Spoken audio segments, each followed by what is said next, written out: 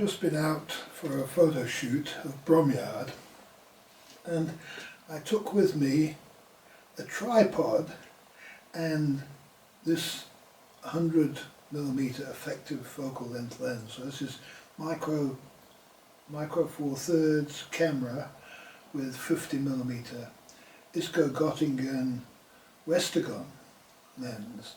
A very nice lens, and I'm enjoying photographing with this. I've taken a few pictures with it now, and so I knew that if I took this camera into town, it's a grey day, it's been raining, the light in England is wonderful, these sorts of conditions to photograph.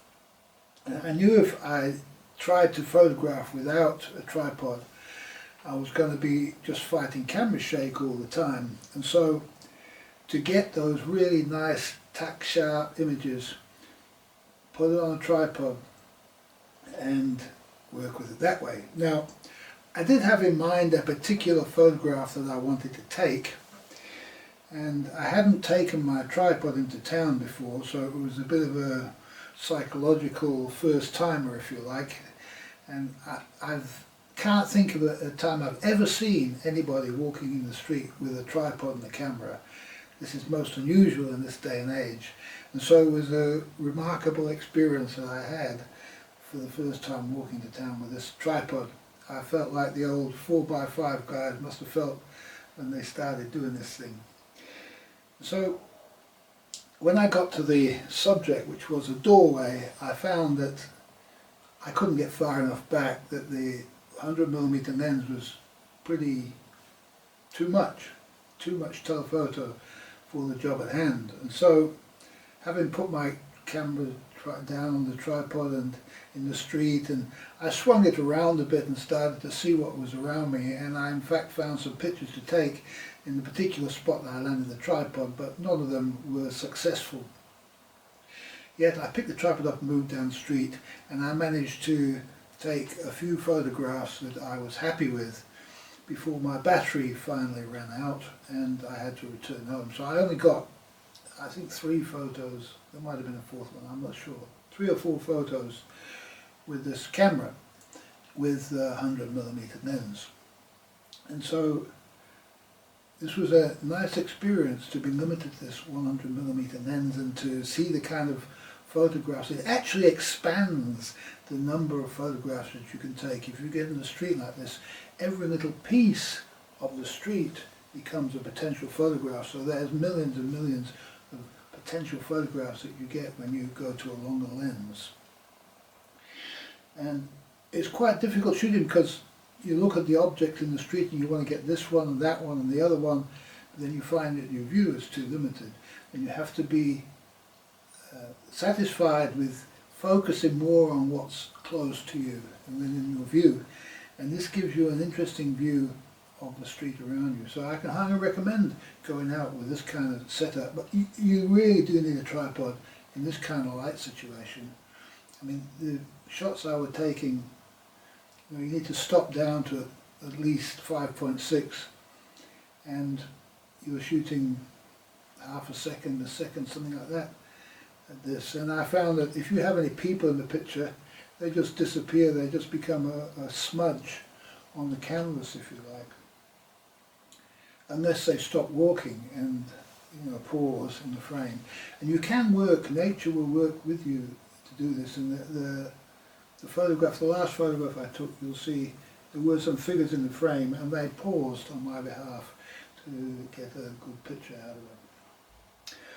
Okay, enough talking, let's have a look at the pictures.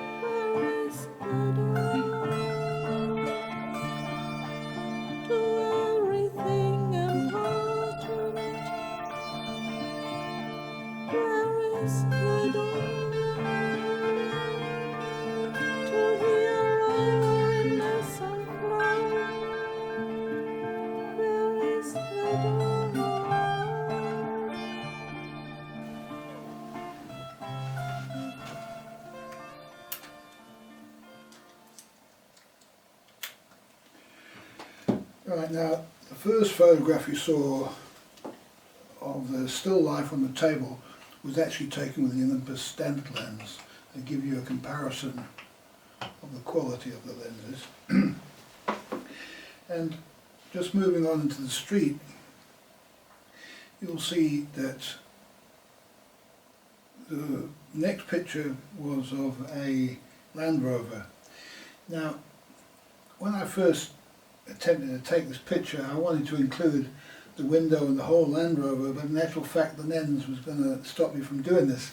So I concentrated on what was interesting and ended up cutting off the Land Rover, and the centre of the picture ended up on the pavement. So this was the, if you like, the interface between the street and the shops.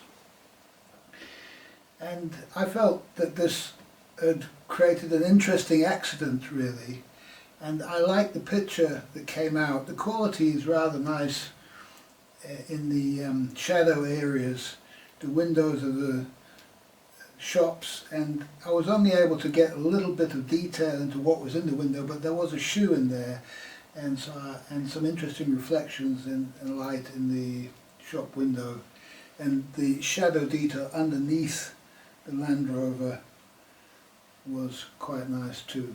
And so I was really happy to take this picture. And then the next shot was a complete accident because I moved the camera and I forgot to change the focus, and I continued to photograph. And when I looked at the picture, and I tried to include some figures from across the street, and when I looked at the pictures when I got home, I saw that the whole picture, first of all, the figure was out of focus. I thought, well, that's okay. And then I zoomed in on the car itself. I thought, well, the whole car's out of focus. Yet then I noticed that the bollard in front of the car was in pin-sharp focus. And this is interesting because as long as you've got something pin-sharp focus in your photograph, the photo is in focus.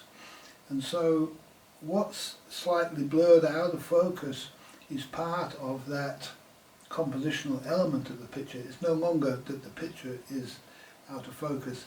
And I really like what that did for the picture in terms of focusing on the bollard and then having the rest of the picture slightly out of focus. I felt this was actually quite a nice touch. And it's also, in fact, as you approach the picture, if you had the picture printed big on the wall, as you looked at the picture you would see that everything was in sharp focus, but then as you approach close up to the picture, you'd start to notice that the bollard was in the only thing that was sharp in the picture, which would be surprise, would give you a visual surprise. And this would be better than if the car was in focus and the bollard was out of focus, and then you just get close and say, oh, the bollard's out of focus. And so I think the actual overall effect worked quite well. And as I say, that was just an accident. And if it hadn't been for that accident, I wouldn't have called this picture a hit. But I believe this picture is a hit. One of the better pictures I've taken, actually. Just showing that the accidents are the best part. Now, the next picture was from the same camera position, really. And no, actually it's not. I moved across the street, that's right. I moved across the street and photographed back to what I'd been looking at, because I was stood in front of this shop first taking the picture, and I noticed the shop was rather interesting. And so I went across the street and I aimed at the shop and managed to get this interesting black and white photograph in the doorway, seen from the doorway. And it's almost like a sort of a self-portrait of a photographer taking a photograph. And so there are many levels that this picture can be viewed on, and I'm happy with the approach. And in fact, this was the only picture, I took a number of pictures, and this was the only picture of the 3 or 4 pictures I took that was actually tack sharp. Some of the others were slightly out of focus, and the one had camera shake. I must have knocked it when I pressed the shutter button. I do use a 2-second timer. Sometimes 2 seconds isn't enough to settle the camera down if you gave it a bit of a knock. Or maybe you knock it after the 2 seconds has sort of started. I don't know. but there was the accident, and there was a picture in it that had a blur of a person moving through it, which, if it hadn't been for the slight camera shake, I probably would have had to choose this picture. As it was, this picture was left out in favour of this one, which was the sharpest of them all. And I feel I'm glad I left the blur out, because the picture just on its own, without any figure in it, is a nice shot, and it allows you to concentrate more fully on the detail of the shot. In particular, the glass at the top of the picture is rather wonderful. Right, now the last picture is the shot of the street. I did notice this as I entered the town. I noticed this shot, and so I decided on the way back I took it, and I suppose I practiced a little bit before coming back to this shot. And what I liked about the shot, I wanted to get the Queen's Jubilee, because she died in this time, and so I wanted to get the Queen's sort of crown in the top of the shot there. I wanted a shot with this in it, because this set the whole of this Bromyard documentary, if you like, in this time of the death of Queen Elizabeth.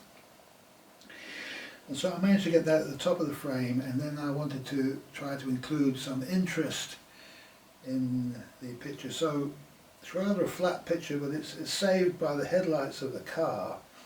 And the car sat with its headlights on in the picture for quite some time while I took a number of photographs. And I was using quite a slow shutter speed, so a lot of the pictures were blurred images of people walking in the street.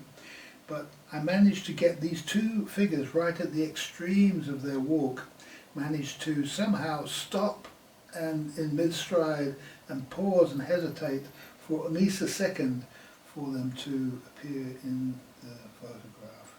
And I was happy with their position and that they were the right size. I didn't want them, I needed the picture to be the way it is, the scale of the picture.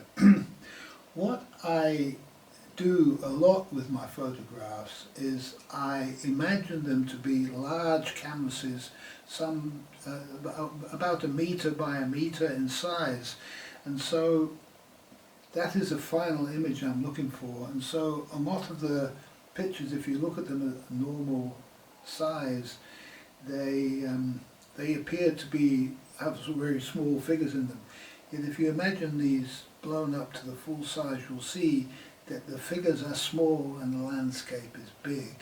And that is one key thing about my work, is that's how I like to see the world. I like to see the world with small figures and large canvases. Okay, those are the pictures, and I hope you enjoyed them.